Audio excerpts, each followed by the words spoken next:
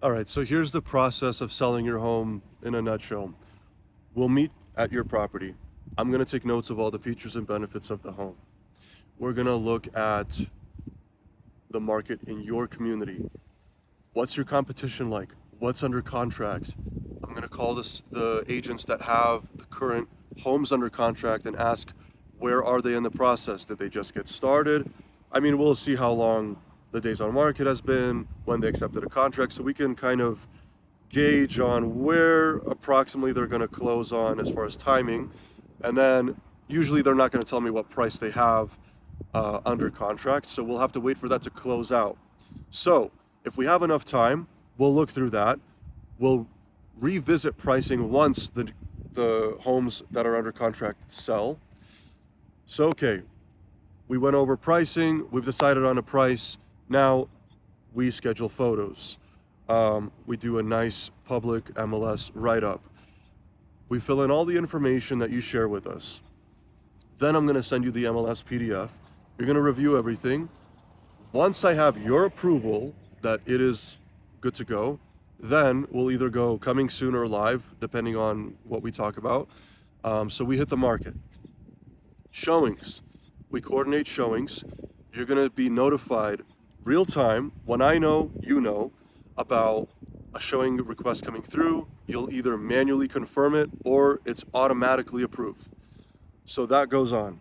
We have showings happening. Now, if we're priced right, we should be under contract within less than 2 weeks, maybe even less than a week. It just depends. So if that happens, we'll go to that portion in a second. Or if your house is sitting after 2 weeks or so, we're going to revisit. We're going to talk about price. We're going to go over, okay, here's the feedback. Here's what's going on. And this is why I suggest a different price. We're going to go over that. Again, that's supported by data. It's not just a number I throw out in the air just because. So we're going to look at that part. Now, once you receive an offer, we're going to go over that. I will break down the contract line by line. I'm going to explain to you everything that's going on. I'm going to show you, price, terms, dates, deadlines, what I recommend in a counter proposal, because 9 times out of 10, we need to put together a counter proposal. These contracts in Colorado are highly in the favor of the buyer. So we need to tighten things up, make sure it's a win-win so that we're running through the deadlines. It's within a reasonable amount of time for the buyer to do their due diligence, their inspection, all of that stuff. But we want to keep things rolling forward so that we pass through the deadlines as quickly as possible and get to the part where their earnest money is non-refundable and close it, of course. Now, all right, so we have the counter proposal signed. We go through that. Now, next step, the buyer's going to deposit earnest money. Then they're going to schedule their inspection. Now, depending on what kind of house, condo, rural property, there's different things out there. Does the property have a well? If it has a well, the water needs to be tested, and that part alone can take 10 to 14 days to get the lab results back. Because usually, if you don't have a well, your inspection period could take 7 to 10 days. They'll check radon, the general home inspection.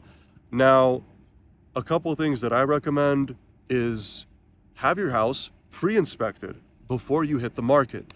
That will eliminate any surprises, and you can kind of anticipate what is going to come up during inspection, and we can have a game plan on how to address it before we are pressured under a certain time frame to address these items when we're under contract. So anyway, the buyer's going to have their inspection, and then they'll talk it over with their agent if they have one, and they're going to send us an inspection objection. That is basically requesting the seller to address whatever is in there, or give a credit to the buyer, or a little bit of both. We're back to negotiating. So I'll walk you through everything. It could look like a scary, intimidating list of, it could look like a buyer is asking for a brand new house.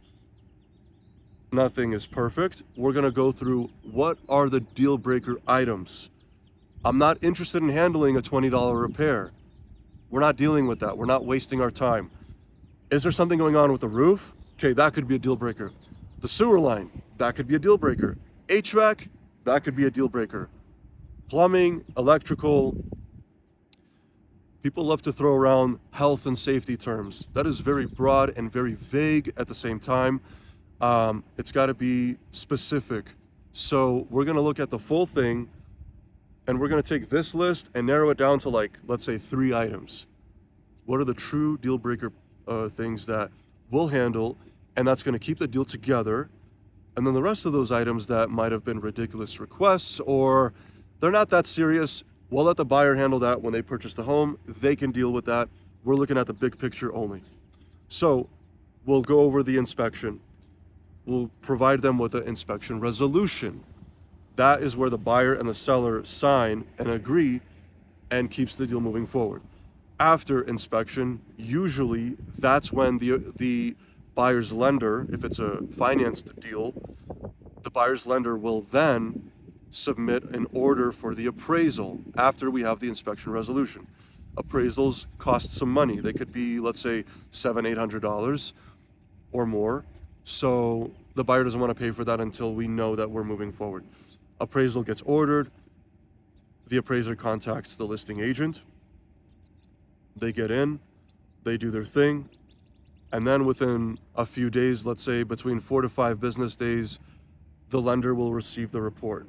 Now, sometimes the seller asks, so what did it appraise for? The only time we will hear what it appraised for is if it came in low. Sometimes the buyer agent might share it otherwise, but you're only going to usually hear about that if that comes in low. They'll usually tell you it came in at value, meaning it's good, we're moving forward. Now the appraisal gets sent to the lender sends it to the underwriter, they process everything, collect final docs, process everything there, and then we're getting final figures, sending it over to title. The title company balances everything out, and then we close.